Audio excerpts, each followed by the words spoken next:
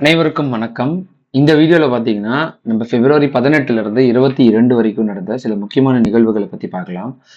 UPSC, TNPSC போன்ற போட்டித் தேர்வுகள்ல பங்கேற்கும் மாணவர்களுக்கு கரண்ட் அஃபேர்ஸ் படிக்கிறது கொஞ்சம் சவாலான காரியமா இருக்கு. எந்த நியூஸ் பேப்பர் படிக்கணும், அந்த நியூஸ் பேப்பர்ல எந்த நியூஸ் முக்கியமா எடுக்கணும் அப்படின்றதும் கொஞ்சம் சிக்கலா தான் இருக்கு. இன்னொன்னு என்னன்னா, சிலபஸ மேட்ச் பண்ணி படிக்கிற அந்த டாபிக்ஸ் எல்லாமே நெறைய இதுல மிஸ் பண்ற மாதிரி இருக்கு. அதனால நம்ம சேனல்ல பிரத்யேகமா தினமும் கரண்ட் அஃபேர்ஸ் வீடியோஸ் போட்டுட்டு இருக்கோம். சப்போஸ் தினமும் இல்லன்னா 2 டேஸ் ஒன்ஸ் இல்லன்னா 3 டேஸ் ஒன்ஸ் கம்பைன் பண்ணி போட்டுட்டு இருக்கோம். அந்த வகையில இன்னைக்கு 18ல இருந்து 22 வரைக்கும் நடந்த சில இம்பார்ட்டன்ட் இன்ஃபர்மேஷன், சில இம்பார்ட்டன்ட் கரண்ட் அஃபேர்ஸ மட்டும் பார்க்க போறோம். அது வெறுமனே எக்ஸாம் பாயிண்ட் ஆஃப் வியூல இருக்கிறது மட்டும் தான். கொஸ்டின் ஆன்சர் வைஸா பார்க்க போறோம். ஆஸ் வெல் அஸ் அந்த பேக்ரவுண்ட் டேட்டாத்தையும் அந்த கொஸ்டின் ஆன்சர்ஸ்ல இருக்கிற சில பேக்ரவுண்ட் டேட்டா இன்ஃபர்மேஷன்ஸுமே நம்ம பார்க்க போறோம். இந்த கரண்ட் அஃபேர்ஸுக்கான வீக்லி டெஸ்ட் வந்து வீக்லி ஃப்ரீ டெஸ்ட் வந்து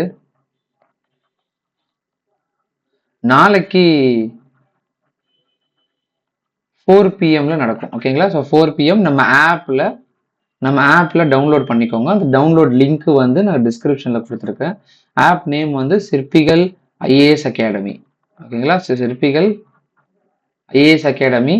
உங்களோட நேமு, உங்களோட மொபைல் நம்பர் போட்டு ஓடிபி வச்சு ரெஜிஸ்டர் பண்ணிட்டு நீங்க உள்ள போனீங்கன்னா நியூஸ் பேட்ச்னு சொல்லிட்டு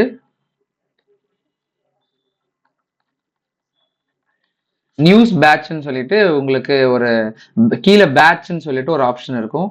அந்த பேட்சஸ்ல போயிட்டீங்கன்னா கிரியேட் பேட்ச் கொடுக்கணும். அந்த கிரியேட் பேட்ச்ல உங்க நேம் டீடைல்ஸ் கொடுத்துட்டு நியூஸ் பேட்ச் கொடுத்தீங்கன்னா எங்களுக்கு நோட்டிபிகேஷன் வரும். நாங்க அக்செப்ட் பண்ண உடனே உங்களுக்கு அதுலயே வந்து டெஸ்ட் ஆப்ஷன் காட்டும், அசைன் ஆகியிருக்கிறது. ஒன்ஸ் நீங்க உள்ள வந்துட்டீங்கன்னா நாங்க ஏதாவது அப்டேஷன் பண்ண உங்களுக்கு நோட்டிபிகேஷன் வந்துகிட்டே இருக்கும். இந்த கரண்ட் அஃபேர்ஸ் டெஸ்ட் உங்களுக்கு வந்து ஒன்லி ஃப்ரீ தான். உங்க நண்பர்களுக்கும் தெரியப்படுத்துங்க. யார் யாரெல்லாம் போட்டித் தேர்வுகளை பங்கேற்கிறாங்களோ அவங்க எல்லாத்துக்குமே பார்த்தீங்கன்னா இந்த நியூஸ் பேட்சை வச்சு இந்த கோடை வச்சு நீங்க ஃப்ரீயா என்டர் ஆகலாம். வீடியோஸை பார்க்குறவங்க உங்கள் நண்பர்களுக்கு தெரியப்படுத்துங்க. அவங்களுக்கு ரொம்பவே பயனுள்ளதாக இருக்கும். கரண்ட் அஃபேர்ஸை நீங்கள் நிறைய ரிவைஸ் பண்ணணும். நிறைய டாபிக்ஸ் நீங்கள் கவர் பண்ண தான் உங்களுக்கு இன்ஃபர்மேஷன் கேதர் ஆகும். ஒரு கரண்ட் அஃபேர்ஸுக்குள்ள 10 கொஸ்டின் ஒழிஞ்சிருக்கும். அது என்ன அப்படின்றத நம்ம போக தான் தெரிஞ்சுக்கிற மாதிரி இருக்கும். கரண்ட் அஃபேர்ஸ் டெய்லியுமே படிங்க. நியூஸ் பேப்பர்ஸ் வந்து ஒரு ரீட் அவுட் பண்ணுறது ரொம்ப மஸ்ட். ஓகேங்களா? நீங்கள் என்னதான் நோட்ஸ் வச்சு படித்தாலும் டெய்லி நியூஸ் பேப்பர்ஸ் படிக்கிறது ஒரு ஹேபிட்டாக வச்சுக்கோங்க. அந்த நியூஸ் பேப்பர்ல இருந்து நோட்ஸ் நீங்கள் பிரத்யேகமாக எடுத்தாலும் சில பேருக்கு எடுக்க தெரியாதவங்க நம்ம கரண்ட் அஃபேர்ஸ் போடுற இந்த வீடியோஸை தொடர்ந்து பார்த்துட்டு வாங்க. நம்ம வீடியோக்குள்ள போயிடலாம். ஃபர்ஸ்ட் பாத்தீங்கன்னா, இவற்றுள் வெப்பத்தை அளக்கக்கூடிய அலகு எது? இப்போ அண்மையில வந்து கோடை வந்து காலம் வரப்போகுது, அதனால வெப்பம் அதிகரிக்குது அப்படின்றது ஒரு இன்ஃபர்மேஷன் கொடுத்திருந்தாங்க. அது சம்பந்தப்பட்ட ஒரு சயின்டிபிக் ஃபேக்ட் தான். வெப்பம் அப்படின்ற ஒரு டெம்பரேச்சர் அளக்கக்கூடிய யூனிட்ஸ் என்னதுன்னு சொல்லிட்டு கேட்கறாங்க. நிறைய ஒரு மெஷர்மெண்ட் டிவைசஸ் எல்லாம் பயன்படுத்தக்கூடிய யூனிட்ஸ், இப்போ கிலோகிராம், லென்த், அந்த மாதிரி நிறைய யூனிட்ஸ் இருக்கு. அந்த மாதிரி டெம்பரேச்சரை அளக்கக்கூடிய ஒரு யூனிட் என்னது அப்படின்னு சொல்லிட்டு கீழே 5 ஆப்ஷன் கொடுத்துருக்காங்க. அதுல எது கரெக்ட்னு கேட்கறாங்க. ஆக்சுவலி யூனிட் ஆஃப் டெம்பரேச்சர் அப்படின்றது ஒரு ஃபண்டமெண்டல் யூனிட். ஓகேங்களா? அடிப்படை அலகு. ஃபண்டமெண்டல் யூனிட் வந்து 7 ஃபண்டமெண்டல் யூனிட் இருக்கு. மாஸ், கிலோகிராம், டைம், டெம்பரேச்சர், அந்த மாதிரி. அந்த அடிப்படை அலகுகள்ல வர டெம்பரேச்சரோட அலகுகள் என்னதுன்னு சொல்லிட்டு 5 கொடுத்துருக்காங்க. அதுல சரியான ஆன்சர் என்னதுன்னு பாத்தீங்கன்னா ஃபாரன்ஹீட் இருக்கும். கெலோரி அப்படின்றது வந்து அந்த வெப்பத்தை எரிக்கக்கூடிய ஒரு யூனிட்டை தான் கெலோரி கன்சிடர் ஆகுது. செல்சியஸ் அப்படின்றது ஒரு அலகு தான். கெல்வின் அப்படின்றது அலகு தான். லைடன் அப்படின்றது அலகு தான். அப்போ 1, 3, 4, 5 அப்படின்றது தான் இதுக்கான ஆன்சர். ஓகேங்களா? இதுல இதோட பேக்ரவுண்ட் டேட்டா, அதாவது ஒரு வெப்பத்தை அளக்கக்கூடியதுக்கு நமக்கு மேக்சிமமா நமக்கு தெரிஞ்சது என்னன்னா செல்சியஸ் தெரியும், கெல்வின் கூட தெரியும், அதுக்கப்புறம் ஃபாரன்ஹீட் தெரியும். இந்த 3 தான் தெரியும். ஆனா இதை தாண்டி நிறைய யூனிட்ஸ் ஆஃப் டெம்பரேச்சர் யூனிட்ஸ் இருக்கு. அது என்னென்னதுன்னு பாத்தீங்கன்னா ராங்கி அப்படின்ற யூனிட், ரோமர் அப்படின்ற ஒரு யூனிட், ரெமோர், கேஸ் மார்க், வெட்ஜ்வுட், டெலிசில், லைடன் அப்படின்ற நிறைய டெம்பரேச்சர் யூனிட்ஸ் வந்து இருக்கு. இதெல்லாமே கொஸ்டின் பாயிண்ட் ஆஃப் வியூல கேட்பாங்க. அது மட்டும் இல்லாம ஒரு யூனிட்டோட கன்வர்ஷன் அப்படின்றதும் கொஸ்டின்ஸ்ல நிறைய தடவை கேட்டிருக்காங்க. இப்போ நார்மலா நமக்கு 3 கன்சிடர் பண்ணிக்கலாம். இப்போ செல்சியஸ், கெல்வின் அண்ட் ஃபாரன்ஹீட் நம்ம காமனா யூஸ் பண்ற டெம்பரேச்சரோட யூனிட்ஸ். அந்த Celsius to Fahrenheit, Celsius to kelvin அப்படின்ற எப்படி கன்வெர்ட் பண்ணணும் அப்படின்ற ஒரு ஃபார்முலா இருக்கு. இப்போ இதுல செல்சியஸுக்கு அண்ட் ஃபாரன்ஹீட்டுக்கு மட்டும் நம்ம டிகிரி போட்டு மென்ஷன் பண்ணுவோம். Degree Celsius, degree centigrade, degree ஃபாரன்ஹீட்னு. ஆனா கெல்வினுக்கு பாத்தீங்கன்னா கெல்வின் ஸ்கேலுக்கு நம்ம எதுவுமே போட மாட்டோம், ஒன்லி கே தான் போடுவோம். இதுல செல்சியஸ் டு கெல்வின் வந்து ரொம்பவே சிம்பிளா இருக்கும். செல்சியஸோட மினிமம் இது பாத்தீங்கன்னா 0 டிகிரி செல்சியஸ், மேக்ஸிமம் பாத்தீங்கன்னா 100 டிகிரி செல்சியஸ். இது ஃபார் பாய்லிங் பாயிண்ட், பாய்லிங் வாட்டருக்காக. ஸோ இதுக்கு மேலேயும் இருக்கும். வாட்டரோட பாய்லிங் டெம்பரேச்சர் 0ல இருந்து 100, அது கீழே போச்சுன்னா ஃப்ரீஸ் ஆயிடும். ஸோ இது நார்மலா உங்களுக்கு தெரிஞ்சதுதான். இப்போ ஒரு 0 டிகிரி செல்சியஸ் அப்படின்னா அது which is equal to 273 kelvin. இப்போ இது 1 பிளஸ் இன்க்ரீஸ் ஆக இதுவும் என்ன ஆகும், இன்க்ரீஸ் ஆகும். ஸோ அப்போனா ஒரு வாட்டரோட பாய்லிங் பாயிண்ட் டெம்பரேச்சர் என்ன இன் கெல்வின் பாத்தீங்கன்னா 100 degree Celsius is equal to 373 kelvin தான் வந்து அந்த வாட்டரோட பாய்லிங் பாயிண்ட். சப்போஸ் ஒரு கெமிக்கல் ரியாக்ஷன் நடக்குதுன்னா அவங்க கெமிக்கல் ரியாக்ஷன்ல 373 கே போட்டிருந்தாங்கன்னா அது வந்து 100 டிகிரி செல்சியஸ்ல கொதியூட்டப்பட்ட அந்த தண்ணி அப்படின்றது தான் அர்த்தம். ஓகேங்களா? ஸோ இதுல Celsius to Fahrenheit, Fahrenheit to Celsius அப்படின்றது நமக்கு கன்ஃபியூஸ் ஆகும். இப்போ Fahrenheit to kelvin, Fahrenheit to kelvin அப்படின்னு சொல்லிட்டு பாத்தீங்கன்னா உங்களுக்கு எப்படி பண்ணணும்னா ஃபாரன்ஹீட்ல இருந்து செல்சியஸுக்கு மாத்திட்டு செல்சியஸ்ல இருந்து கெல்வினுக்கு மாத்தணும். ஸோ இதுதான் அந்த கன்வர்ஷன். இப்போ செல்சியஸ் டு ஃபாரன்ஹீட் கன்வர்ஷன்ல நமக்கு முக்கியமா தெரிஞ்சுக்க வேண்டியது என்னன்னா அது ஒரு ஃபார்முலா இருக்கு. நீங்க பாக்குறீங்கன்னா இந்த ஃபார்முலா ஞாபகம் வச்சுக்கோங்க. அதுல மென்ஷன் பண்ணும்போது அந்த செல்சியஸோட வேல்யூ அதுல மென்ஷன் பண்ணிட்டு நீங்க சப்ஸ்டியூட் பண்ணி கண்டுபிடிச்சீங்கன்னா உங்களுக்கு ஃபாரன்ஹீட் வேல்யூ கிடைச்சிரும். இப்போ ஃபார் எக்ஸாம்பிள் இப்போ செல்சியஸ்ல இருந்து ஃபாரன்ஹீட் மாத்திரம்னு வச்சுக்கோங்க. இதுல ஃபார்முலானா 0 degree Celsius into 9/5, 9/5 plus 32 is equal to Fahrenheit. Okay, so இதுதான் வந்து அதோட ஆன்சர், இதோட formula Celsius to Fahrenheit. Suppose இப்போ 0 டிகிரிக்கு பதிலாக ஒரு 10 டிகிரி செல்சியஸ் இருக்குன்னு வச்சுக்கோங்க. இதோட ஃபாரன்ஹீட் எப்படி கால்குலேட் பண்ணணும்னா இப்போ 10 into 9 divided by 5 plus 32 is equal to F. ஓகேங்களா? ஸோ இப்போ 5 2s are 10 and 9 2s are 18. So இது ஆக்சுவலி ஆட் பண்ணணும். ஸோ 18 பிளஸ் 32 பார்த்தீங்கன்னா நமக்கு 50 டிகிரி. ஸோ அப்போ 50 டிகிரி ஃபாரன்ஹீட் அப்படின்றது இருக்கும். 10 டிகிரி செல்சியஸ்ல 50 டிகிரி ஃபாரன்ஹீட் தான் வந்து இதோட ஆன்சர். ஓகேங்களா? ஸோ இப்போ 5 மடங்கு இருக்கு, 5 மடங்கு இருக்கு அப்படின்றது நம்ம சொல்லலாம். இதுவே வந்து செல்சியஸ் கண்டுபிடிக்கணும்னா Celsius is equal to Fahrenheit minus 32 into 5/9 அப்படின்னு சொல்லிட்டு எடுப்பாங்க. ஓகே, ஸோ இதுதான் இதோட ஃபார்முலா. ஃபாரன்ஹீட் வேல்யூல கொடுத்துருக்காங்க, செல்சியஸ் கண்டுபிடிக்கணும், அதுல இதுல சப்ஸ்டியூட் பண்ணிட்டு நம்ம கண்டுபிடிக்கணும். இப்போ நமக்கு 50 டிகிரி ஃபாரன்ஹீட் கிடைக்குதுன்னு வச்சுக்கோங்க. இதை நம்ம சப்ஸ்டியூட் பண்றோம்னு வச்சுக்கோங்க. இப்போ நமக்கு வேல்யூ என்ன கிடைக்கும், 50 into, so Celsius is equal to 50 minus 32 into 5/9 கிடைக்கும். இப்போ 50 மைனஸ் 32னா 8 இன்டூ 5/9, 9 2s are 18, அப்போ 5 2s are 10 சொல்லிட்டு கிடைக்கும். So 10 degree Celsius. So Celsius to ஃபாரன்ஹீட்னாலும் ஃபாரன்ஹீட் டு செல்சியஸ்னாலும் ஃபார்முலா இதுதான். இதுல இந்த ஃபாரன்ஹீட் அண்ட் செல்சியஸ் மட்டும் மாத்தி போட்டுடணும். என்னது 0 செல்சியஸ் இஸ் ஈக்குவல் டு, அதாவது centigrade is equal to 9/5 plus 32 is equal to F. So இதுல இந்த சென்டிகிரேட்டுக்கு தான் அந்த பிராக்கெட்ஸ் போடணும். இதுவே ஃபாரன்ஹீட்டா கன்வெர்ட் பண்ணணும்னா சென்டிகிரேட் மட்டும் இங்க வச்சுட்டு மற்றது எல்லாத்தையும் இந்த பக்கம் கொண்டு போனா நமக்கு ஒரு ஃபார்முலா கிடைக்கும். அதில் சப்ஸ்டியூட் பண்ணா நம்மளால செல்சியஸ் டு ஃபாரன்ஹீட்லயும் ஃபாரன்ஹீட் டு செல்சியஸ்லயும் கன்வெர்ட் பண்ணி முடிச்சிடலாம். அடுத்த கொஸ்டின், எந்த தேசிய நெடுஞ்சாலை அதிக மாநிலங்களை கடக்கிறது? இப்போ இந்தியாவில் நிறைய மாநிலங்கள் இருக்கு. அந்த ஒவ்வொரு மாநிலத்திலுமே தேசிய நெடுஞ்சாலைகள் வந்து பயணிக்குது. ஒவ்வொரு ஊர்களுக்கு போறதுக்கு, ரோட் பேஸ்ல போறதுக்கு தேசிய நெடுஞ்சாலைகள் பயன்படுது. இதுல அதிகமான நேஷனல் ஹைவே கொண்ட மாநிலம் எது அப்படின்னு சொல்லிட்டு பாத்தீங்கன்னா நமக்கு ஆன்சர் வந்து உத்தரப்பிரதேஷ். ஓகேங்களா? ஆன்சர் வந்து உத்தரப்பிரதேஷ்ல அதிகமான மாநிலங்கள், அதிகமா நீளமாக நிறைய மாநிலங்கள், நிறைய நேஷனல் ஹைவேஸ் கொண்டது.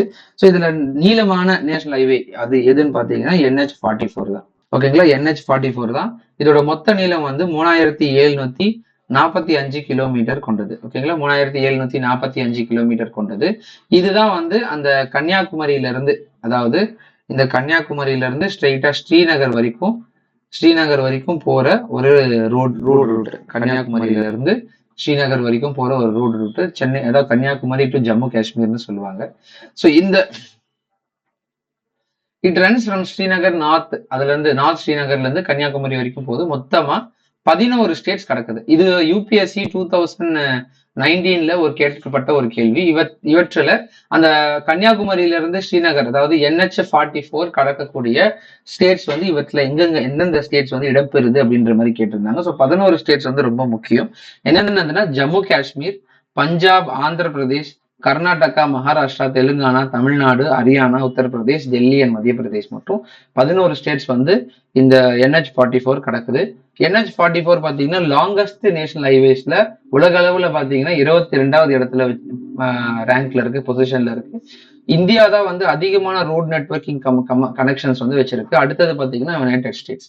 ஸோ மொத்தமா இந்தியால இருக்கிற மொத்த நேஷனல் ஹைவேஸோட கவுண்ட் மட்டுமே எவ்வளவு அப்படின்றத நீங்க கமெண்ட்ல தெரியப்படுத்துங்க. அதோட லென்த் எவ்வளவு, இது வரைக்கும் இந்தியால உருவாக்கப்பட்ட நேஷனல் ஹைவேஸ்ல மொத்தமா இந்தியாவுக்குள்ள இருக்கிற மொத்த நேஷனல் ஹைவேஸோட மொத்த நீளம் எவ்வளவு அப்படின்றது நீங்க கமெண்ட்ல தெரியப்படுத்துங்க. ஸோ உத்தரப்பிரதேஷ் தான் வந்து largest network of national highways, அதிகமான நேஷனல் ஹைவேஸ் கொண்ட ஒரு மாநிலமா எது இருக்கு அப்படின்னு சொல்லிட்டு பாத்தீங்கன்னா உத்தரப்பிரதேஷ் தான். ஸோ இதுலயே ஷார்டஸ்ட் நேஷனல் ஹைவே எது அப்படின்னு சொல்லிட்டு பாத்தீங்கன்னா NH47A. ஓகேங்களா? ஸோ NH47A தான் ஷார்டஸ்ட். இந்த ஷார்டஸ்ட் ரோட்வே பாத் வந்து எங்கிருந்து எங்க கிடக்குது அப்படின்றத நீங்க கமெண்ட்ல தெரியப்படுத்துங்க. அடுத்த கொஸ்டின் பார்க்கலாம். அண்மையில் பிபிசியின் சிறந்த இந்திய விளையாட்டு விருது வென்றவர் யார்? அண்மையில் பிபிசியின் சிறந்த இந்திய விளையாட்டு வீராங்கனை விருது வென்றவர் யாருன்னு பாத்தீங்கன்னா ஆன்சர் மனு பாக்கர். ஸோ மனு பாக்கர் அப்படின்றவங்க யாருன்னு தெரியும். மனு பாக்கர் பாத்தீங்கன்னா துப்பாக்கி சுடுதல் போட்டியில பங்கேற்று வெற்றி பெற்றவங்க. பாரிஸ் ஒலிம்பிக்ல வந்து இது வரைக்கும் 2 வெண்கலம் வந்து வின் பண்ணியிருக்கிறாங்க. இப்போ ரீசெண்டா நடந்து முடிஞ்ச பாரிஸ் ஒலிம்பிக்ல சுதந்திரத்திற்கு பிறகு ஒரே போட்டியில 2 வெண்கல பதக்கத்தை வென்றவரும் இவர் தான் அப்படின்றதும் குறிப்பிடத்தக்கது. ஸோ இப்போ இது தாண்டி இப்போ பிபிசி அப்படின்றது பிரிட்டிஷ் பிராட்காஸ்டிங் கார்பரேஷன் அப்படின்ற ஒரு நிறுவனம். இது பார்த்தீங்கன்னா ஆண்டுதோறும் சிறந்த ஒரு விளையாட்டு வீராங்கனைகளுக்கு பரிசு கொடுத்துட்டு இருக்காங்க, சிறந்த விளையாட்டு வீரர் அப்படின்ற அடிப்படையில். அதை தாண்டியும் வந்து இந்தியாவில் இடம்பெற்ற சில பேர் வந்து பிபிசியில் கொடுக்கக்கூடிய அந்த பதக்கங்களை வெற்றி பெற்றிருக்காங்க, அந்த பரிசுகளை வென்றிருக்கிறாங்க. அது என்னென்ன பரிசு அப்படின்றத தெரிஞ்சுக்கலாம். சிறந்த வளர்ந்து வரும் வீராங்கனை விருது யாருக்கு போயிருக்குன்னு பார்த்தீங்கன்னா சீதல் தேவி. ஸோ சீதல் தேவி வந்து ஒரு ஒலிம்பிக் ஆர்ச்சரி பிளேயர். ஓகேங்களா? ஸோ இந்த பேரா ஒலிம்பிக்ல இவங்க வின் பண்ணியிருக்கிறாங்க. வாழ்நாள் சாதனையாளர் விருது யாருக்கு கொடுத்துருக்காங்கன்னு பார்த்தீங்கன்னா மித்தாலி ராஜ். இவங்க வந்து ஒரு கிரிக்கெட் பிளேயர். சிறந்த பாரா வீராங்கனை விருது யாருக்கு கொடுத்துருக்காங்கன்னா அவனி லெஹரா அப்படின்ற பர்சனுக்கு. மாற்றத்திற்கான விருது யாருக்கு கொடுத்துருக்காங்கன்னு பார்த்தீங்கன்னா தானியா சச்தேவ் அப்படின்ற பர்சனுக்கு. ஸோ பிபிசியோட சிறந்த இந்திய விளையாட்டு வீராங்கனை அந்த பட்டியலில் யார் வின் பண்ணியிருக்கிறான்னு பார்த்தீங்கன்னா மனு பாக்கர் அவர்கள். அடுத்த கொஸ்டின், புதிய தலைமை தேர்தல் ஆணையராக நியமிக்கப்பட்டுள்ளவர் யார்? புதிய தலைமை தேர்தல் ஆணையராக நியமிக்கப்பட்டுள்ளவர் யார் அப்படின்னு சொல்லிட்டு கொஸ்டின் வந்திருக்கு. இப்போ ரீசெண்டா உங்களுக்கு எல்லாருக்குமே தெரியும். ஸோ சீஃப் எலெக்ஷன் கமிஷன் தான் வின் பண்ணவர், சீஃப் எலெக்ஷன் கமிஷன் தான் செலக்ட் ஆகப்பட்டவர் யாருன்னு பார்த்தீங்கன்னா மிஸ்டர் ஞானேஷ்குமார் அவர்கள்.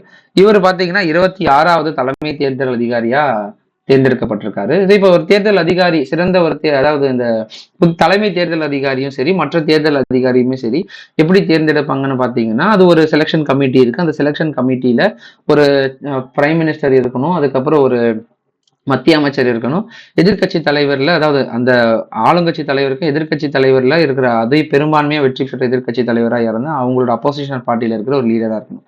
ஸோ இந்த 3 பேர் இந்த செலெக்ஷன் கமிட்டியில இருப்பாங்க. இந்த செலெக்ஷன் கமிட்டி தான் வந்து சீஃப் எலெக்ஷன் கமிஷனரை தேர்ந்தெடுப்பாங்க by the approval of president. So பிரசிடென்ட்டோட நியமனம் படி அவங்க வந்து இவங்களை தேர்ந்தெடுத்து சொல்லுவாங்க, ரெஃபர் பண்ணுவாங்க. அதுக்கப்புறம் பிரசிடென்ட் கிராஸ் செக் பண்ணி அவங்களை வந்து தேர்ந்தெடுப்பாங்க, பணி நியமனம் கொடுப்பாங்க. ஸோ தலைமை தேர்தல் அதிகாரிக்கு மொத்தமாக பார்த்தீங்கன்னா 6 வருடங்கள் பணி செய்ய அவங்களுக்கு அவகாசம் இருக்கும். அது மட்டும் இல்லாமல் 65 வயசு வரைக்கும் பணி செய்யலாம் அப்படின்றது குறிப்பிடத்தக்கது. ஸோ முதல் தலைமை தேர்தல் ஆணையராக இல்லைன்னா வந்து எலெக்ஷன் கமிஷனரை பற்றி இன்ஃபர்மேஷன் வந்து ஆர்டிகல் 324 வந்து இந்தியன் கான்ஸ்டியூஷன்ல தெரியப்படுத்துது. ஓகேங்களா? ஸோ குடியரசுத் தலைவர் வந்து இவங்களுக்கு பணி நியமனம் செய்ய வைப்பாரு. இது ஒரு ஆர்டிகல் அப்படின்றது ரொம்ப முக்கியம். 324th ஆர்டிகல் வந்து எலெக்ஷன் கமிஷனரும் சீஃப் எலெக்ஷன் கமிஷனரை பத்தி இன்ஃபர்மேஷன்ஸ் இருக்கு. அடுத்தது பிரிக்ஸ் உச்சி மாநாடு 2025ஆம் ஆண்டில் எங்கு நடத்த திட்டமிட்டப்பட்டுள்ளது. ஸோ பிரிக்ஸ் அப்படின்றது இம்பார்ட்டன்ட் சம்மிட் வந்து ரொம்பவே இம்பார்ட்டன்ட். ஏன்னா இந்தியா சரி மற்ற உலக நாடுகள் பேலன்ஸ் இருக்கிற அந்த 4 நாடுகளும் சேர்ந்து பெரிய ஒரு திட்டத்தெல்லாம் தீட்டுவாங்க. ஸோ பீஸு அந்த எக்கனாமிக் சம்பந்தமா சில விஷயங்களை வந்து ஒருங்கிணைந்து செயல்படுறதுக்கு சில திட்டங்களை வந்து வகுப்பாங்க. இந்த பிரிக்ஸ் சம்மிட்ல இருக்கிற ஒவ்வொரு நாடுமே பார்த்தீங்கன்னா உலக அளவுல ப்ரொடியூஸ் பண்ற ஜிடிபியில அதிக அளவுல ஜிடிபி ப்ரொடியூஸ் பண்ணுது. 45% வரைக்குமே ஜிடிபி வந்து இந்த வெறுமனே 5 கண்ட்ரிஸ் செயல்படுது ஆரம்பத்தில் உருவாக்குறதுல இருந்து. ஸோ இங்க உச்சி மாநாடு எங்க நடக்க போகுது அப்படின்னு சொல்லிட்டு இன்ஃபர்மேஷன் பார்த்தீங்கன்னா ரியோ டி ஜெனீரோல நடக்க போகுது. இதுக்கு முன்னாடி பார்த்தீங்கன்னா 2024 கசான்ல நடந்துச்சு ரஷ்யால. ஸோ இப்போ பார்த்தீங்கன்னா ரியோ டி ஜெனீரோல நடக்குது. ஸோ இந்த பிரிக்ஸ் அப்படின்ற ஒரு இன்ஃபர்மேஷன் வந்து உங்களுக்கு தெரியும்னு நினைக்கிறேன். பிரிக்ஸ் அப்படின்றது பார்த்தீங்கன்னா Brazil, Russia, India, China, south Africa அப்படின்னு சொல்லிட்டு ஒரு ஃபர்ஸ்ட் 5 லெட்டரோட ஒரு எக்ஸ்பான்ஷன் தான் இந்த பிரிக்ஸ், BRICS. ஆரம்ப காலகட்டத்தில் 2009ஆம் ஆண்டுல உருவாக்கப்பட்ட இந்த பிரிக்ஸ் பாத்தீங்கன்னா ஆரம்ப காலகட்டத்தில் சவுத் ஆப்பிரிக்கா இல்லாம தான் இருந்துச்சு. பிரேசில், ரஷ்யா, இந்தியா, சைனா மட்டும் இருந்துச்சு. அதுக்கப்புறம் 2019ல சவுத் ஆப்பிரிக்கா இணைஞ்சதுக்கு அப்புறம் இந்த அமைப்பு வந்து பிரிக்ஸ் அமைப்பு அப்படின்னு சொல்லிட்டு மாத்திட்டாங்க. அண்மையில 2024ல பாத்தீங்கன்னா ஈரான், ஈஜிப்த், இதியோப்பியா, அரபு எமிரேட்ஸ் எல்லாமே பாத்தீங்கன்னா இதுல ஜாயின் ஆயிருக்கு. ஆனா அவங்க நேம் எதுவுமே மாத்தல, as usual பிரிக்ஸ் அப்படின்றத அப்படியே வச்சிருக்காங்க. இந்த வருஷம் 2025ல பாத்தீங்கன்னா இந்தோனேஷியா வந்து சேர்ந்திருக்கிறாங்க. ஸோ மொத்தமா பிரிக்ஸ் அமைப்புல இருக்கிற மொத்த மெம்பர் கண்ட்ரிஸ் பாத்தீங்கன்னா ஏற்கனவே இருக்கிற 5 மெம்பர் கண்ட்ரிஸோட சேர்த்து ஈரான் 6, ஈஜிப்த் 7, இத்தியோப்பியா 8, அரபு எமிரேட்ஸ் 9, இந்தோனேஷியா மொத்தம் 10 நாடுகள் வந்து உறுப்பினர் நாடுகளா பிரிக்ஸ் அமைப்பை கொண்டிருக்கு. இதுல டர்க்கி, அசர்பைஜான், மலேசியா அப்படின்றது மெம்பர் ஆகிறதுக்கு அப்ளிகேஷன் வந்து ப்ராசஸ் பண்ணியிருக்கிறாங்க. ஸோ 2024 சப்மிட் பார்த்தீங்கன்னா ரஷ்யாவில் இருந்த கசான் அப்படின்ற பிளேஸ்ல நடந்திருக்கு. இப்போ எங்க நடக்குதுன்னு பார்த்தீங்கன்னா பிரேசில்ல ரியோடி ஜெனரியோல நடக்குது. ஸோ ஒவ்வொரு கண்ட்ரியில வைப்பாங்க, மேக்சிமமா வந்து ஆல்டர்னேட்டிவா வைப்பாங்க. ஓகேங்களா. ஸோ பிரேசில்ல வைப்பாங்க, ரஷ்யாவில் லாஸ்ட் இயர் இருந்துச்சு. ஸோ இந்த மாதிரி ரிவர்ஸ் ஆர்டர்ல இருக்கு. அடுத்தது இந்தியா, சைனா அந்த மாதிரி ஏதாவது ஒரு லொகேஷன்ல வைப்பாங்க. அடுத்தது ககன்யானின் முதல் பயணத்தில் வானியலாளர்களுடன் எந்த பூச்சியை அனுப்ப திட்டமிடப்பட்டுள்ளார்கள். ஸோ ககன்யான் அப்படின்ற ஒரு மிஷன் வந்து இஸ்ரோ வந்து பயணிக்க போகுது. அந்த மிஷன்ல மூனோட சர்ஃபேஸை வந்து ரிசர்ச் பண்றதுக்காக அனுப்புறாங்க. இதுல எந்த ஒரு உயிரினம், எந்த ஒரு பூச்சி இனத்தை வந்து மனிதர்களோட அனுப்ப போறாங்க திட்டமிட்டு இருக்காங்கன்னு பாத்தீங்கன்னா ஸோ ஹவுஸ் ஃப்ளை அப்படின்னு சொல்லப்பட்ட ஈயை தான் வந்து அனுப்ப திட்டமிட்டிருக்காங்க. ஈக்கும் மனுஷனுக்கும் என்ன ஒரு வேறுபாடுகள், வித்தியாசங்கள், சமங்கள் இருக்குன்னு சொல்லிட்டு பார்த்தீங்கன்னா ஈயோட மொத்தம் ஆயுட்காலம்னு பார்த்தீங்கன்னா 5 நாள்ல இருந்து 60 நாட்கள் வரைக்குமே அது உயிர் வாழக்கூடியது. இந்த ஈ அப்படின்றத அனுப்பலாம் அப்படின்னு யார் வந்து முன்மொழிஞ்சாங்க, யார் வந்து இதுக்கான விஷயத்தை பரிந்துரைச்சாங்கன்னு பார்த்தீங்கன்னா டாடா ஆராய்ச்சி குழு வந்து ஈயை வந்து அனுப்பலாம் க்ரூ மெம்பர்ஸோட சேர்ந்து சொல்லியிருக்கிறாங்க. மனிதனோட மரபணுவை வந்து 75% மரபணுவை வந்து வந்து ஒத்திருக்கு அப்படின்றதும் ஒரு ரிசர்ச்ல தெரிய வருது. ஓகேங்களா. ஸோ இது பேசிக்கான இன்ஃபர்மேஷன் தெரிஞ்சா போதும். ககன்யானோட திட்டத்தை பத்தி நீங்க நல்லா தெரிஞ்சுக்கணும். ககன்யான் திட்டத்தை வந்து ஃபுல்லா நீங்க டீட்டெயில்ஸா கலெக்ட் பண்ணி வச்சுக்கணும். ஸோ ஒவ்வொரு திட்டம் இஸ்ரோ சைட்லயும் சரி, DRDO எது வந்து மிசைல் லான்ச் பண்ணாலும் அந்த இந்தியன் டெவலப்மெண்ட்டை பத்தி இன்ஃபர்மேஷன் எது வந்தாலும் நீங்க நோட்ஸை கலெக்ட் பண்ணி வச்சுக்கணும். ஓகேங்களா.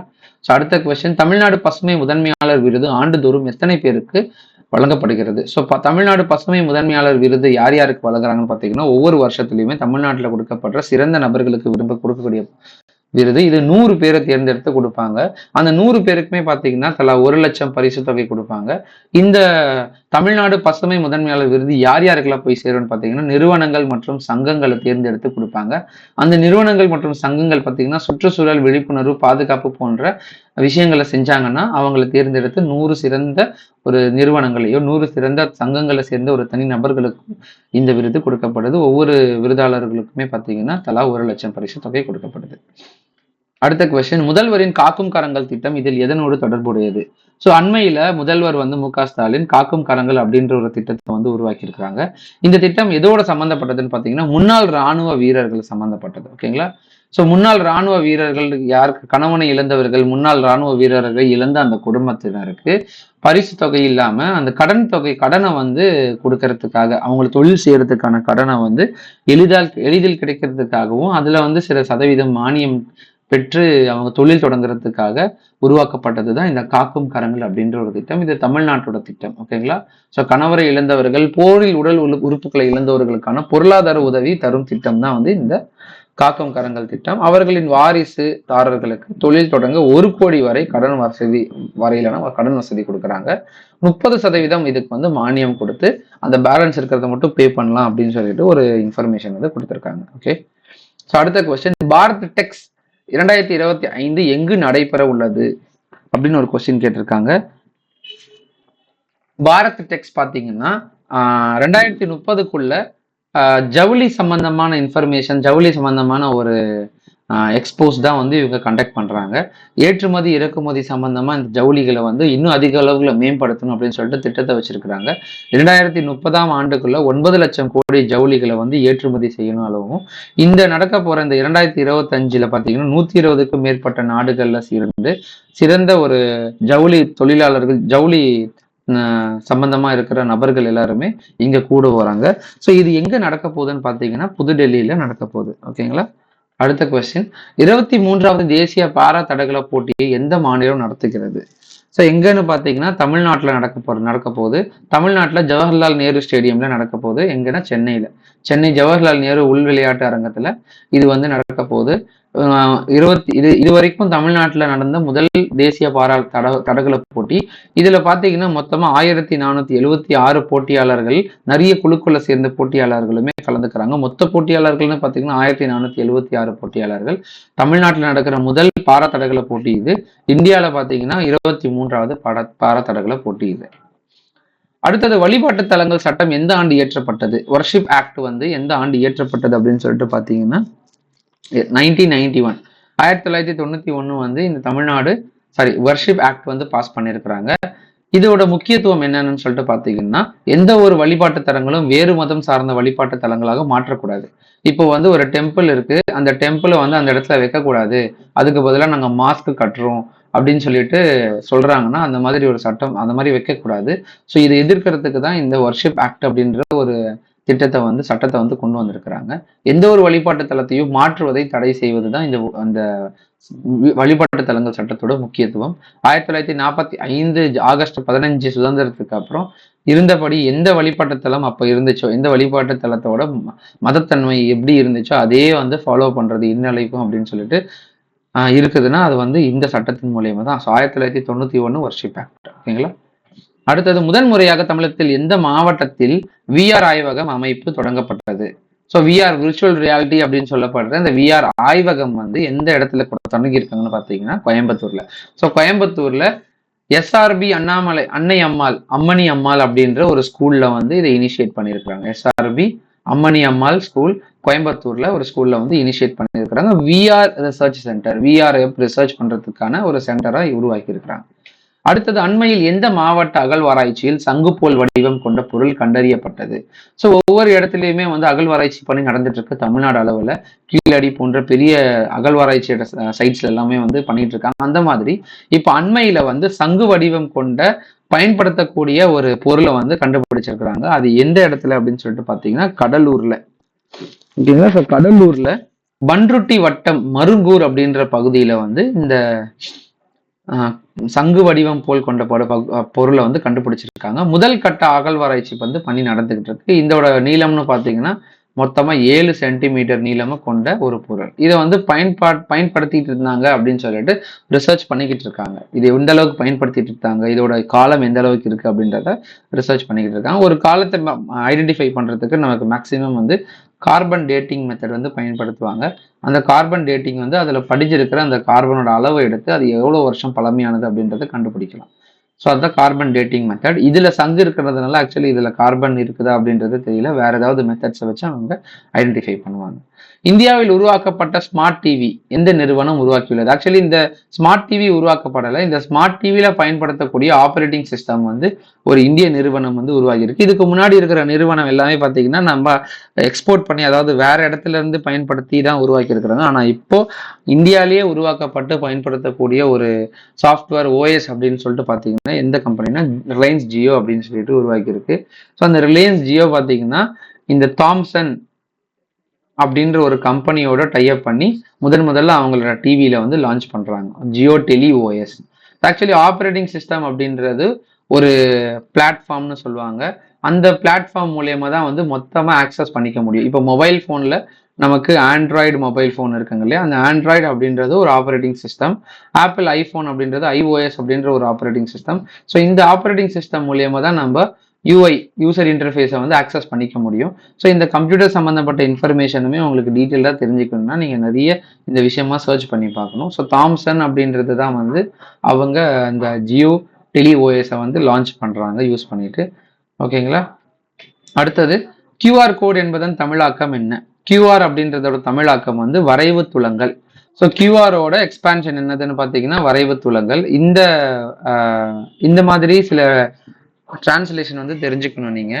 இப்போ QR அப்படின்றத வந்து குயிக் ரெஸ்பான்ஸ் கோடுன்னு சொல்லுவாங்க. இந்த குயிக் ரெஸ்பான்ஸ் கோடு வந்து இந்த மாதிரி ஸ்கொயர் டைப்ல இருக்கும். இதே மாதிரி நிறைய கோட் ரீடர்ஸ் இருக்கும். பார் கோடுன்னு சொல்லுவாங்க. பார் கோடு எல்லாமே இந்த சூப்பர் மார்க்கெட்ஸ்ல ஒரு ப்ராடக்டோட இன்ஃபர்மேஷனை வந்து இந்த மாதிரி கோடு வடிவில் இருக்கும். இந்த கோடு வடிவை ஸ்கேன் பண்ணும்போது அந்த ப்ராடக்ட் பற்றின இன்ஃபர்மேஷன், அதோட ரேட்டு, மேனுஃபேக்சரிங் டேட் எல்லாமே வந்து கொடுத்துருப்பாங்க. ஸோ இதெல்லாமே வந்து ஒரு பேக்ரவுண்ட் டேட்டாவை மொத்தமாக சிங்க்ரனைஸ் பண்ணி ஒரு சின்ன அளவில் கொடுக்கறது தான் இந்த QR கோடு, இந்த பார் கோடு எல்லாமே. இந்த QR கோடை வந்து முதல்ல மசாஹிரோ ஹரா அப்படின்ற ஒருத்தர் வந்து உருவாக்கி இருக்கிறாரு. அவரோட கம்பெனியான டென்சோ வேவ் அப்படின்ற ஒரு கம்பெனியில அந்த ப்ராடக்டோட மொத்த டீட்டெயில்ஸை வந்து கலெக்ட் பண்ணணும் அப்படின்றதுனால இந்த QR அப்படின்றத உருவாக்குனாங்க. இதை வந்து அதுக்கப்புறம் அகில சந்தையில பயன்படுத்த ஆரம்பிச்சிட்டாங்க. ஒவ்வொரு பொருளுக்கும் பின்னாடி QR, ஒரு URL-க்குமே QR அப்படின்ற எல்லாத்துக்குமே நம்மளால QR வந்து உருவாக்க முடியும். ஸோ இதை முதல்ல உருவாக்குனவர் யாருன்னா மசாஹிரோ ஹரா அப்படின்ற ஒரு ஜாப்பனீஸ் இன்வென்டர், ஒரு இன்ஜினியர். ஆக்சுவலி ஒரு 1994 உருவாக்கியிருக்காரு. ஓகே, ஸோ இந்த QR வந்து நீங்க எந்த பக்கம் போட்டாலுமே ஸ்கேன் பண்ணும். இதோட டீட்டெயில் வந்து இது எப்படி ஒர்க் ஆகுது அப்படின்ற ஒரு டீட்டெயில் நம்ம வீடியோவா பதிவிட்டிருக்கோம். அந்த வீடியோட லிங்க் வந்து நான் கீழே டிஸ்கிரிப்ஷன்ல கொடுக்குறேன், நீங்க பார்த்துக்கோங்க. அடுத்தது வந்து இவர்களில் யாருக்கு வாழும் கைவினை பொக்கிஷம் என்ற பெயரிலும் பூம்புகார் சார்பிலும் மாநில விருதுகள் வழங்கப்பட்டு வருகின்றன. ஸோ வாழும் கைவினை பொக்கிஷம் அப்படின்ற ஒரு பெயர்லையும் பூம்புகார் சார்பிலையும் வந்து ஒரு விருது வழங்குது. இது யாருக்காக கொடுக்குறாங்கன்னு பார்த்தீங்கன்னா நெசவாளர்கள். வாழும் கைவினை அப்படின்றது நெசவாளர்கள் அப்படின்றது துணி நெய்கிறவங்க. இந்த சாரீஸ் இந்த மாதிரி எல்லாம் நம்ம போட்டுக்கிற துணிகளை வந்து நெய்கிறவங்க நெசவாளர்கள். அவங்களுக்கு பார்த்தீங்கன்னா 1,00,000 ரூபாய் வந்து ரொக்கம் கொடுக்குறாங்க. 1,00,000 ரூபாய் பரிசும், தாமிர பத்திரமும், அதோட சேர்த்து 1 பவுன் தங்க பதக்கம் மற்றும் சான்றிதழ் வந்து கொடுக்குறாங்க. 2013 மே 8ஆம் தேதி பாத்தீங்கன்னா முதல்வராக இருந்த ஜெயலலிதா அப்படின்றவங்க தன்னோட சட்டசபையில இந்த நெசவாளர்களுக்குன்னு சொல்லிட்டு ஒரு விருது வழங்கணும் அப்படின்ற ஒரு திட்டத்தை கொண்டு வந்திருக்கிறாங்க. இந்த திட்டம் பாத்தீங்கன்னா living national treasures of Japan அப்படின்ற ஒரு தேசிய பொக்கிஷங்கள் அப்படின்ற ஒரு ஜப்பான்ல கொடுக்கப்படுற ஒரு விருதோட இனிஷியேட்டிவா தான் இந்த தமிழ்நாட்டில் கொடுக்கப்படுற விருது சம்பந்தப்பட்டிருக்கு. அடுத்த கொஸ்டின், டெல்லியின் புதிய முதல்வராக தேர்ந்தெடுக்கப்பட்டவர் யாருன்னு பாத்தீங்கன்னா தெரியும். இது ரீசெண்டா ஒரு 4-5 டேஸ்ல கொடுத்துட்டு இருக்காங்க. அவங்க யாருன்னு பாத்தீங்கன்னா திருமதி ரேகா குப்தா அவர்கள். இவங்க பாத்தீங்கன்னா 9வது சீஃப் மினிஸ்டரா தேர்ந்தெடுக்கப்பட்டிருக்காங்க. ஸோ டெல்லி லெஜிஸ்லேட்டிவ் அசம்பிளி வந்து ரொம்பவே சிறியது மற்ற லெஜிஸ்லேட்டிவ் அசம்பிளிஸை கம்பேர் பண்ணும்போது. ஸோ டெல்லி லெஜிஸ்லேட்டிவ் அசம்பிளி பாத்தீங்கன்னா மொத்தமா 70 கான்ஸ்டியூன்சிஸ் தான் இருக்கு. அந்த டெல்லி லெஜிஸ்லேட்டிவ் அசம்பிளி டெல்லி மொத்தமா பாத்தீங்கன்னா 11 டிஸ்ட்ரிக்ட் வந்து பிரிச்சிருக்காங்க. அந்த 11 டிஸ்ட்ரிக்ட்ல இன்னுமே 33 சப்டிவிஷன்ஸா பிரிச்சு ஒவ்வொரு ஸ்டேட் அப்படின்னு சொல்லிட்டு பிரிச்சிருக்காங்க. ஸோ இவங்க ஒரு சிஎம் பத்தின ஒரு ரூல்ஸ் அண்ட் ரெஸ்பான்சிபிலிட்டிஸ் அப்படின்னு சொல்லிட்டு நம்ம பேசிக்கா தெரிஞ்சுக்கணும். இந்தியன் கான்ஸ்டியூஷன்ல ஆர்டிகல் 164 சிஎம் பத்தி இன்ஃபர்மேஷன் சொல்றது, எப்படி வந்து சீஃப் மினிஸ்டர் தேர்ந்தெடுக்கப்படுவாங்க. ஆக்சுவலி சீஃப் மினிஸ்டர் தேர்ந்தெடுக்கப்படுறவங்க த்ரூ டைரக்ட் எலெக்ஷன் மூலியமா பீப்புள் தான் அவங்களை தேர்ந்தெடுப்பாங்க. ஏன்னா மக்களோட பிரதிநிதியா இருக்கிறதால பீப்புள் தேர்ந்தெடுப்பாங்க. சீஃப் மினிஸ்டர் பாத்தீங்கன்னா ஒரு ஸ்டேட்டோட ரியல் எக்ஸிகியூட்டிவ் ஹெட்டா இருப்பாங்க. ஒரு ஸ்டேட் பிளானிங் கமிஷனோட ஹெட்டா இருப்பாங்க, சேர்மேனா இருப்பாங்க. இவங்க பாத்தீங்கன்னா ஒரு ரியல் ஹெட்டா இருப்பாங்க. இந்த ஒரு ஸ்டேட்ல கவர்னர் தான் நாமினல் ஹெட்டா இருப்பாங்க. இந்த ரியல் எக்ஸிகியூட்டிவ் ஹெட் தான் மத்த கவுன்சில் ஆஃப் மினிஸ்டர்ஸ் அண்ட் மத்த திட்டத்துக்கான அறிவுரைகளை வந்து வெளியிடுவாங்க. அது கவர்னரோட அப்பாயின்மெண்ட் மூலியமா, கவர்னரோட தேர்ந்தெடுப்பின் மூலியமா அது வந்து சட்டமா இயற்றப்படும். A person who is not a member, இப்போ ஒரு நபர் வந்து லெஜிஸ்லேட்டிவ் அசம்பிளில இல்ல, ஸ்டேட் லெஜிஸ்லேட்டிவ் இல்ல அப்படின்னாலுமே சீஃப் மினிஸ்டரா தேர்ந்தெடுக்கப்பட முடியாது. ஸோ ஸ்டேட் லெஜிஸ்லேட்டிவ் இருந்தா மட்டும்தான் சீஃப் மினிஸ்டரா தேர்ந்தெடுக்கப்படுவாங்க. அந்த மாதிரி இல்லாத நபர் வந்து அந்த இடத்துல வேக்கண்ட்டை கிரியேட் பண்ணிட்டு அவங்க என்ன பண்ணுவாங்கன்னா அந்த இடத்துல ஒரு பை எலெக்ஷன் வைப்பாங்க. பை எலெக்ஷன் வச்சு அந்த நபரை வந்து தேர்ந்தெடுத்ததுக்கு அப்புறம் தான் அந்த தொகுதிகளை வந்து ஃபில் பண்ணுவாங்க. ஸோ இந்த மாதிரி ப்ராசஸ் வந்து நிறைய மாநிலத்தில் நடந்துட்டு இருக்கு. ஓகேங்களா. அடுத்தது புதிய தேர்தல் ஆணையராக பொறுப்பேற்றவர் யாருன்னு பாத்தீங்கன்னா விவேக் ஜோஷி அப்படின்றவங்க. ஸோ தேர்தல் ஆணையர் அப்படின்றது நம்ம பார்த்திருந்தோம். தலைமை தேர்தல் ஆணையரும் சரி, தேர்தல் ஆணையருக்கும் சேமான ஒரு பவர்ஸ் அண்ட் ரெஸ்பான்சிபிலிட்டிஸ் தான். ஆனா அவங்க எல்லாத்துக்குமே மொத்தமா 3 தேர்தல் ஆணையர்கள் இருப்பாங்க. அதாவது மொத்தமா 3 ஆணையர்கள் இருப்பாங்க. ஒன்னு சீஃப் எலெக்ஷன் கமிஷனர், இன்னொருத்தவங்க பாத்தீங்கன்னா நார்மல் எலெக்ஷன் கமிஷனர். ஸோ மொத்தம் 2 பேரு. அதுல மொத்தமா பாத்தீங்கன்னா 3 பேரு. 3ல ஒருத்தர் வந்து சீஃப் எலெக்ஷன் கமிஷனர், இன்னொருத்தர் வந்து இன்னும் 2 பேர் வந்து பாத்தீங்கன்னா எலெக்ஷன் கமிஷனர். ஓகேங்களா. ஸோ மொத்தமா 3 பேர் வந்து இந்த எலெக்ஷன் கமிஷனோட ஹெட்டா இருப்பாங்க. அவங்க எல்லாத்துக்குமே என்னென்ன ஒர்க்குன்னா முனிசிபாலிட்டிஸ், பஞ்சாயத்து ராஜ் போன்ற சின்ன சின்ன எலெக்ஷன் கமிஷனும் சரி, மற்ற பெரிய அளவுல ஸ்டேட்ல நடக்கிற எலெக்ஷன்ஸுமே வந்து கண்டக்ட் பண்றது இவங்களோட ஒர்க்கா இருக்கும். ஸோ பை எலெக்ஷனை கண்டக்ட் பண்றது இவங்களோட ஒர்க்கா இருக்கும். இவங்களோட term of office chief election கமிஷனா இருந்தாலுமே சரி, நார்மல் எலெக்ஷன் கமிஷனா இருந்தாலுமே சரி, அவங்களுக்கு வந்து 6 வருஷத்து வரைக்கும் அவங்களோட டேர்ம் ஆஃப் ஆஃபீஸ் இருக்கும். அது மட்டும் இல்லாம 65 வயசு வரைக்கும் அவங்க அந்த பொறுப்புல இருப்பாங்க. ஸோ ஆர்டிகல் 243K அது வந்து இந்த ஸ்டேட் எலெக்ஷன் கமிஷனை பத்தி சொல்லுது. ஓகேங்களா? ஸோ கரண்ட் எலெக்ஷன் கமிஷனரா யார் இருக்கிறான்னு பாத்தீங்கன்னா தமிழ்நாட்டுல ஜோதி நிர்மலா சாமி இருக்கிறாங்க. ஸோ ஆல் ஓவர் இந்தியாவில் வந்து தேர்ந்தெடுக்கப்பட்டவர் யாருன்னு பார்த்தீங்கன்னா விவேக் ஜோஷி அவர்கள். அடுத்த கொஸ்டின், லோக் ஆயுக்தாவின் புதிய தலைவராக நியமிக்கப்பட்டுள்ளவர் யார் அப்படின்னு சொல்லிட்டு பார்த்தீங்கன்னா திரு ராஜமாணிக்கம் அவர்கள். லோக் ஆயுக்தா உங்களுக்கு தெரியும், பொது ஊழியர்களுக்கு எதிரான ஊழல் புகார்களை விசாரிக்கிறதுக்காக உருவாக்கப்பட்ட ஒரு அமைப்பு தான் வந்து லோக் ஆயுக்தா. இந்த லோக் ஆயுக்தால இருக்கிற நபர்கள் ஏற்கனவே நம்ம ஒரு 2 days பிஃபோர் பார்த்துருந்தோம். அதுல ஒரு தலைவர் இருப்பாங்க. அந்த ஒரு தலைவருக்கு அடுத்தது பாத்தீங்கன்னா 2 நீதித்துறை சார்ந்த உறுப்பினர் இருப்பாங்க, 2 நீதித்துறை சாராத உறுப்பினர் இருப்பாங்க. மொத்தம் 5 பேரு. அதுல ஒருத்தர் வந்து தலைவர், head of the Lok Ayukta, head of the team. அடுத்த 2 பேர் வந்து லா சம்பந்தப்பட்டவங்களா இருக்கணும். அடுத்த 2 பேர் வந்து பாத்தீங்கன்னா நான் லா சம்பந்தப்பட்டவங்களா இருக்கணும். ஸோ மொத்தமா 5 பேர் வந்து இந்த குழுவுல இருக்கணும். ஓகேங்களா? ஸோ இவர் பாத்தீங்கன்னா ஒரு ரிட்டையர்டு ஜட்ஜா இருக்கிறாங்க. ஓகேங்களா? ஸோ ரிட்டையர்ட் ஜட்ஜா இருக்கிறவர் தான் வந்து திரு ராஜமாணிக்கம் அவர்கள். அடுத்த கொஸ்டின் பாத்தீங்கன்னா, செல்வ மகள் சேமிப்பு திட்டம் என்று கூறப்படும் மத்திய அரசின் அஞ்சல் துறையில் உள்ள திட்டம் எந்த திட்டத்தின் கீழ் கொண்டு வரப்படுகிறதுன்னு பாத்தீங்கன்னா, இந்த செல்வ மகள் சேமிப்பு திட்டம் வந்து ஒரு போஸ்ட் ஆஃபீஸ் ஸ்கீம். போஸ்ட் ஆஃபீஸ்ல வந்து ஒரு பெண் குழந்தைகளுக்கு ஒரு சேவ் பண்ணணும், அவங்களோட ஃபியூச்சர் பிளான்ஸுக்கான ஒரு சேவ் பண்ணி வைக்கணும்னு சொல்லிட்டு பேரண்டோட அட்வைஸ் மூலியமா உருவாக்கப்படுற ஒரு திட்டம். அவங்களுக்கு ஒரு அக்கௌண்ட் கிரியேட் பண்ணணும், அவங்களுக்குன்னு சொல்லிட்டு ஒரு பேசிக்கா மந்த்லி ஒரு ரெமுனரேஷன் மாதிரி சில அமௌண்ட் வந்து போட்டுட்டே வரணும், இன்ட்ரெஸ்ட் மாதிரி. ஸோ அந்த ஸ்கீம் வந்து நம்ம ஒரு 21 years பீரியட்ல 25 years பீரியட்ல திருப்பி எடுத்து அவங்களுக்கே கொடுக்குற மாதிரி இருக்கும். அதோட அமௌண்ட் வந்து இவ்வளவு அளவுக்கு இன்க்ரீஸ் ஆகும். இப்போ 10 lakhs நீங்க இன்வெஸ்ட் பண்றீங்கன்னா உங்களுக்கு வந்து நியர்லி ஒரு 50 to 60 lakhs கிடைக்கும் அப்படின்ற மாதிரி ஒரு திட்டத்தை வந்து மத்திய அரசு உருவாக்கியிருக்கு. அது எந்த திட்டம் அப்படின்னு பாத்தீங்கன்னா Sukanya Samriddhi account system, Sukanya Samriddhi account scheme அப்படின்ற ஒரு திட்டம். ஓகேங்களா? ஸோ 2015ஆம் ஆண்டு வந்து பிரதமர் மோடி இந்த திட்டத்தை உருவாக்குறாரு. பெண் குழந்தைகளுக்காக உருவாக்கப்பட்ட ஒரு சேமிப்பு திட்டம். இது வந்து பாத்தீங்கன்னா இந்த பேட்டி பச்சோ பேட்டி படோ அப்படின்ற ஒரு திட்டத்தின் கீழே கொண்டு வரும். எந்த நிறுவனம் உலகின் மிகப்பெரிய உந்து சக்தி கலவை இயந்திரத்தை உருவாக்கியுள்ளதுன்னு பாத்தீங்கன்னா ஆன்சர் இஸ்ரோ. ஸோ ஆக்சுவலி ஒரு வேர்ல்ட்ஸ் லார்ஜஸ்ட் வெர்டிக்கல் மிக்சர். இந்த மிக்சர் மூலயமா அவங்க என்ன பண்ணுவாங்கன்னா இந்த ப்ரொப்பல்லன்ஸ் எல்லாம் இருக்குங்களா, ப்ரொப்பல்லண்ட் அதாவது ஒரு ராக்கெட் ஏவுறதுக்கு பயன்படக்கூடிய அந்த ஃபியூலை வந்து மிக்ஸ் சரியான அளவில் மிக்ஸ் செய்யறதுக்காக உருவாக்கப்பட்ட ஒரு வெர்டிக்கல் மிக்சர் தான் இது. இது வந்து நம்மளோட இந்திய நிறுவனமான இஸ்ரோ வந்து உருவாக்கி இருக்கு.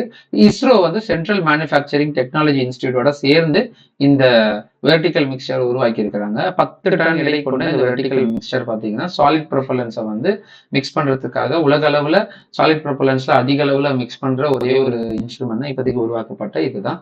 இது என்ன பண்ணுவோம்னா சாலிட் ராக்கெட் மோட்டார்ஸோட ப்ரொடக்ஷன் என்ஹான்ஸ் பண்றதுக்காக ஹெல்ப் பண்றாங்க.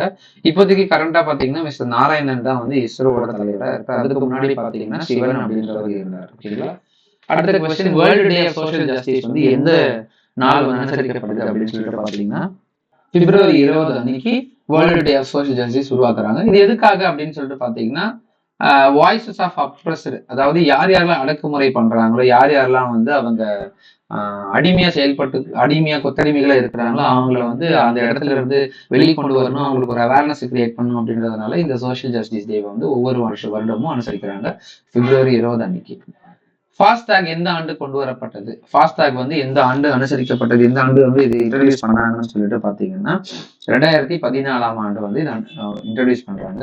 முதல்ல பாத்தீங்கன்னா அகமதாபாத்ல இருந்து மும்பை ஹைவேல பயன்படுத்தப்பட்டுச்சு இந்த ஃபாஸ்டாக். இந்த ஃபாஸ்டாக் வந்து radio frequency identification take RFID அப்படின்ற ஒரு மெத்தட்ஸ் மூலியமா ஒரு ஐடென்டிஃபிகேஷன் மூலியமா இது ஒர்க் ஆகுது. இந்த ஃபாஸ்டாகோட டீடைல் இன்ஃபர்மேஷன் வந்து நம்ம ஒரு வீடியோ போட்டிருக்கோம். அந்த வீடியோவுமே நான் லிங்க்ல போட்டுறேன், நீங்க ஓபன் பண்ணி பாருங்க. இந்த ஃபாஸ்டாக் அப்படின்ற எல்லாமே பாத்தீங்கன்னா ஒரு ரோட் டேக்ஸ் அடிப்படையில தான் வரும். அதனால இவங்க இது எல்லாமே national highways authority of India அதை கண்ட்ரோல் பண்ணுது. அடுத்த கொஸ்டின், எந்த நாடு கொசுவை கொன்றால் சன்மானம் வழங்குவதாக அறிவுறுத்தியுள்ளது? ஸோ சன்மானம் வந்து வழங்க போகுது, அதாவது ஒரு கொசு முட்டையையோ இல்லைன்னா கொசு உற்பத்தியை வந்து தடுக்கிறதுக்கு ஏதாவது ஒரு செயல்பாடு, அந்த கொசு எத்தனை கொசு நம்ம கொண்டுட்டு வருமோ அவ்வளவு அதளவுக்கு காசு கொடுக்கறதா ஒரு நாடு வந்து அறிவிச்சிருக்கு. அது என்ன நாடுன்னு பாத்தீங்கன்னா பிலிப்பைன்ஸ். ஸோ 1.50 ரூபாய் இந்திய மதிப்படை அளவுல ஒரு கொசு முட்டையோ இல்லைன்னா வந்து ஒரு கொசுவை வந்து கொண்டுட்டு எடுத்துட்டு வந்திருந்தா அந்த கொசுக்கு தன்மானமா 1 ரூபாய் 50 காசு கொடுக்குறாங்க. அதுவுமே பாத்தீங்கன்னா இந்த கொசு டெங்கு டெங்கு உருவாகக்கூடிய அந்த கொசுவா தான் இருக்கும். ஏன்னா இப்போ அண்மையில பிலிப்பைன்ஸ் நாட்டுல வந்து டெங்கு அதிக அளவுல பரவிட்டு இருக்கு. அதனால மக்கள் வந்து அதை சாகடிச்சு கொண்டு வந்தா உங்களுக்கு வந்து சன்மானம் தரேன்னு சொல்லிட்டு ஒரு அறிவிப்பு வெளியிட்டிருக்காங்க. இந்த டெங்கு உருவாக்குறதுக்கு முக்கியமான ஒரு கொசு பிரீடுன்னு பாத்தீங்கன்னா ஏடிஸ் எஜிப்தி அப்படின்ற ஒரு வகையான கொசு. ஏடிஸ் எஜிப்தி அப்படின்ற ஒரு ஃபீமேல் கொசு தான் வந்து இந்த டெங்கு வைரஸை வந்து வச்சிருக்கோம். இந்த டெங்கு வைரஸ் நம்ம மனிதர்குள்ள போகும்போது அது என்ன ஆயிடும்னா அந்த மொத்த இம்யூனிட்டிஸையுமே வந்து அழிச்சிட்டு நோய் எதிர்ப்பு சக்தியை வந்து அழிச்சிட்டு அதை வந்து ஆக்டிவேட் பண்ண ஆரம்பிச்சது. அது நல்லா பழகி பெருகி அதுக்கேற்ற மாதிரி நோய் குறைபாடுகள் வந்து ஏற்படுத்துது. ஸோ அதுக்கப்புறம் முதல் அகில இந்திய திருநங்கைகள் மாநாடு எங்கு நடைபெற்றது? உண்மையில டிரான்ஸ்ஜெண்டர்ஸ் கான்ஃபரன்ஸ் வந்து எங்க நடைபெற்றதுன்னு பாத்தீங்கன்னா அஜ்மீர் எங்கன்னா குஜராத்ல. ஓகேங்களா? அடுத்தது உலக தாய்மொழி தினம் எப்பொழுது அனுசரிக்கப்படுகிறது? பிப்ரவரி 21 ஒவ்வொரு வருடமும் பாத்தீங்கன்னா உலக தாய்மொழி தினம் வந்து அனுசரிக்கப்படுது. இந்த வருஷத்தோட கருப்பொருள் என்னன்னு சொல்லிட்டு நம்ம தெரிஞ்சுக்கணும். லாங்குவேஜ் மேட்டர்ஸ், தாய்மொழி முக்கியத்துவம், லாங்குவேஜ் மேட்டர்ஸ் அப்படின்றது தான் இந்த வருடத்தோட கருப்பொருள். இந்த தாய்மொழி தினம் ஒவ்வொரு ஆண்டும் எதுக்காக கொண்டு வரப்பட்டதுன்னு பாத்தீங்கன்னா அவங்களோட தாய்மொழியை வந்து சிறப்பா பெரிய அளவுக்கு பேசப்படணும். ஒவ்வொரு தாய்மொழியும் ஒவ்வொருத்தருக்கு ரொம்ப முக்கியம். அதை வந்து ப்ரொமோட் பண்ணணும், அதை வந்து ப்ரொடெக்ட் பண்ணணும் அப்படின்றதுக்காக கொண்டு வரப்பட்டது. இது வரைக்குமே பாத்தீங்கன்னா உலக அளவுல 2324 மொழிகள் வந்து பேசப்படுது. ஒரு தோராயமா அப்படின்றத சொல்லலாம். மேபி அதை விட அதிகமா கூட இருக்கலாம். ஸோ அதிக அளவுல உலகம் ஃபுல்லா வந்து 8000 இருந்து 9000 வரைக்கும் மொழிகள் வந்து பேசப்படுது. இந்த இன்டர்நேஷனல் மதர் லாங்குவேஜ் டே வந்து யார் ப்ரொக்ளைம் பண்ணதுன்னு பார்த்தீங்கன்னா ஆரம்ப காலகட்டத்தில் யுனெஸ்கோ, அதுக்கப்புறம் வந்து யுஎன் ஜெனரல் அசம்பிளி வந்து இதை டேக் ஓவர் பண்ணி அடாப்ட் பண்ணிக்கிச்சு. ஸோ இதுதான் வந்து ரொம்ப பெரிய இன்ஃபர்மேஷன். மொத்தமா இந்த உலக தாய்மொழி தினம் வந்து எந்த நாள் அனுசரிக்கப்படுது? பிப்ரவரி 21. அதை வந்து ப்ரொக்ளைம் பண்ணது யுனெஸ்கோ, அடாப்ட் பண்ணது யுஎன் ஜெனரல் அசம்பிளி. எந்த மாநிலத்தில் மூத்த குடிமக்களுக்கு என்று ஒரு தனி கமிஷனை உருவாக்கியுள்ளது? ஓகேங்களா? எந்த மாநிலத்தில் மூத்த குடிமக்களுக்கு என்று ஒரு தனி கமிஷனை உருவாக்கியுள்ளது அப்படின்னு சொல்லிட்டு பாத்தீங்கன்னா அடுத்த கொஸ்டின், எந்த மாநிலத்தில் மூத்த குடிமகன்களுக்கு என்று ஒரு தனி கமிஷனை உருவாக்கியுள்ளது? ஸோ ஆன்சர் பாத்தீங்கன்னா கேரளா. கேரளால அதிகமான மூத்த குடிமகன்கள் இருக்கிறதுனால, அதாவது 100ல கிட்டத்தட்ட வந்து ஒரு 10ல இருந்து 20 பேர் வந்து மூத்த குடிமகன்களா இருக்கிறதுனால அவங்களுக்குன்னு சொல்லிட்டு ஒரு கமிஷன் உருவாக்குறாங்க. அந்த கமிஷன்ல அவங்களுக்கான திட்டங்கள், அவங்களுக்கான செயல்பாடுகள் எல்லாத்தையுமே வந்து செய்வதா அவங்க அந்த கவர்மெண்ட் வந்து அறிவித்திருக்காங்க. அடுத்தது எந்த மாநில சட்டமன்றத்தில் முதல் மொழிபெயர்ப்பு வசதி கொண்டு வரப்பட்டது? ஸோ ஸ்டேட் லெஜிஸ்லேட்டிவ் அசம்பிளில இது வரைக்குமே டிரான்ஸ்லேட்டிங் டிவைஸோ டிரான்ஸ்லேட்டர்ஸோ கிடையாது. நம்ம பார்லிமெண்ட்ல தான் பார்த்துருப்போம். நிறைய கிளாசிக்கல் லாங்குவேஜஸ்ல 21 லாங்குவேஜஸ் கிட்ட வந்து டிரான்ஸ்லேட் ஆகும். வேணும்னா நம்ம சேஞ்ச் பண்ணி மாத்திக்கலாம். அந்த மாதிரி உத்தரப்பிரதேஷ் கவர்மெண்ட், உத்தரப்பிரதேஷ் சிஎம்மா இருக்கிற யோகி ஆதித்யநாத் பாத்தீங்கன்னா ஒரு அனௌன்ஸ்மெண்ட் பண்ணிருக்காங்க. ஸ்டேட் லெஜிஸ்லேட்டிவ் அசம்பிளில இதுக்கப்புறம் வந்து உங்களால 4 மொழிகளை கேட்க முடியும். என்னென்னதுன்னா அவாதி, பராஜ், போஜ்புரி, பந்தல்கண்ட் அப்படின்னு சொல்லிட்டு, பந்தல்கண்ட் இங்கிலீஷ், இந்த 5 மொழியை வந்து இதுக்கப்புறம் உங்களோட ஹெட்போன்ஸ்ல கேட்டுக்கலாம். அது மூலியமா நீங்க டிரான்ஸ்லேட் பண்ணி பயன்படுத்திக்கலாம் அப்படின்ற மாதிரி ஒரு அறிவிச்சிருக்காங்க. அடுத்த கொஸ்டின், சூரிய சக்தியின் உற்பத்தி நிலையங்கள் அமைத்தது எந்த நாட்டுடன் இந்தியாவுடன் பட்டு இருக்கிறது அப்படின்னு சொல்லிட்டு பாத்தீங்கன்னா ஆன்சர் வந்து இலங்கை. திரிகோணமலையில இதை வந்து வைக்கிறதுக்கு திட்டமிடப்பட்டிருக்கு. 70 மெகாவாட் அளவுக்கு இந்த மின்சார உற்பத்தியை வந்து திறனை மேம்படுத்துறதுக்கு இந்தியாவும் சரி இலங்கையும் திட்டம் வகுத்திருக்கிறாங்க. அடுத்த கொஸ்டின், இவற்றில் எந்த விருது மாநிலத்தில் சிறந்த பள்ளிகளுக்கு கொடுக்கப்படும் விருது ஆகும்னு பாத்தீங்கன்னா பேராசிரியர் அன்பழகன் விருது. ஒவ்வொரு ஆண்டுக்கு ஒரு முறை வந்து இந்த விருது வழங்கப்படுது. பள்ளிகளோட நீட்னஸ், கிளென்லினஸ், அதோட ரிசல்ட்ஸ், அவங்களோட டிசிப்ளின், மெயின்டெனன்ஸ் எல்லாத்தையும் கணக்கில் எடுத்து ஒவ்வொரு பள்ளிகளுக்கும் வருடம் ஒரு முறை வந்து பேராசிரியர் அன்பழகன் விருது வழங்கப்படுது. ஒவ்வொரு மாவட்டத்திலும் 2 பள்ளிகளை சூஸ் பண்ணி மொத்தமா 76 பள்ளிகளை வந்து தேர்வு செஞ்சு அந்த விருது கொடுக்குறாங்க. அடுத்த கொஸ்டின், மருத்துவர் ஜீவா பசுமை விருது வந்து ஒவ்வொரு ஆண்டும் கொடுக்கப்படுது. இந்த மருத்துவர் ஜீவா பசுமை விருது வந்து ரொம்ப முக்கியமான விருது. 2021 முதல் கொடுக்கப்படுற ஒரு விருது. இது பாத்தீங்கன்னா ஜீவா அறக்கட்டளை மூலியமா இந்த விருது கொடுக்கப்படுது. சிறந்த சமூக பணி செய்யறவங்களுக்கு, கல்வி பணியில ஈடுபடுபவர்களுக்கு இந்த விருது கொடுக்குறாங்க. ஜீவானந்தம், அதாவது ஜீவானந்தம் அவர்கள் ஈரோட்ல சம்பந்தப்பட்ட ஒரு மருத்துவர், பெரிய மருத்துவர். மக்களுக்கு இலவசமாகவும் மிக குறைந்த அளவுல மருத்துவ வசதி செஞ்சு கொடுக்கறதுக்கு சிறந்த முறையில ஒரு போராட்டம் செஞ்சாரு. அந்த வகையில மக்கள் மருத்துவர் அப்படின்னு சொல்லப்படுற அந்த ஈரோட்டை சேர்ந்த ஜீவானந்தம் அவரோட நினைவு அடிப்படையில நினைவுக்காக இந்த பசுமை விருது வந்து ஒவ்வொரு ஆண்டும் வழங்கப்படுது. 2025க்கான ஜீவா பசுமை விருதுக்கு யார் யாரெல்லாம் தேர்ந்தெடுக்கப்பட்டிருக்காங்க பார்த்தீங்கன்னா, பேராசிரியர் பழனித்துறை மற்றும் ஓவிய கலைஞர் தேஜஸ்ரீ இந்துவாலே அப்படின்றவங்க தேர்ந்தெடுக்கப்பட்டிருக்காங்க. ஸோ இதோட கரண்ட் அஃபேர்ஸ் அவ்வளோதான். வேற ஏதாவது தகவல்கள் உங்களுக்கு வேணும் நீங்க கமெண்ட்ல தெரியப்படுத்துங்க. அண்ட் உங்களுக்கு ஏதாவது இது சம்பந்தமா டவுட்ஸ் இருந்துச்சுன்னா நீங்க கமெண்ட்ல தெரியப்படுத்துங்க. அண்ட் நம்மளோட ஆப்பை வந்து இன்ஸ்டால் பண்ணிக்கோங்க. அந்த ஆப்ல நாளைக்கு 4 o'clock டெஸ்ட் இருக்கும். அந்த டெஸ்ட் எல்லாருமே அட்டன் பண்ணலாம். உங்களுக்கு ஃப்ரீ தான். ரொம்ப சிம்பிளான ஒரு இன்ஸ்ட்ரக்ஷன்ஸ் தான் இருக்கு. நீங்க உள்ள போனீங்கனாலே அடுத்த ஸ்டெப் பை ஸ்டெப் இன்ஸ்ட்ரக்ஷன்ஸ் உங்களுக்கு அந்த ஆப்பே வந்து இருக்கும். வேற ஏதாவது உங்களுக்கு தகவல் வேணும்னா நான் ஒரு கான்டாக்ட் நம்பர் தரேன். அந்த நம்பருக்கு நீங்க டெக்ஸ்ட் பண்ணி தெரியப்படுத்துங்க. 9043334150 அப்படின்ற நம்பருக்கு வந்து நீங்க வாட்ஸ்அப்ல டெக்ஸ்ட் பண்ணீங்கன்னா உங்களுக்கு டீடைல்ஸ் வந்து சொல்லுவாங்க. தேங்க்யூ.